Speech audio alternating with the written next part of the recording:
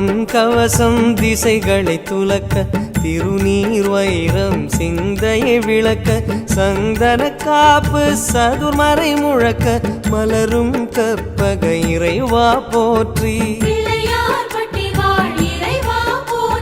கலியுகம் காக்கும் கணபதி நாதா வலம்புரி நாதா அபயம் அபயம் அபயம் அருளும் இறைவா போற்றி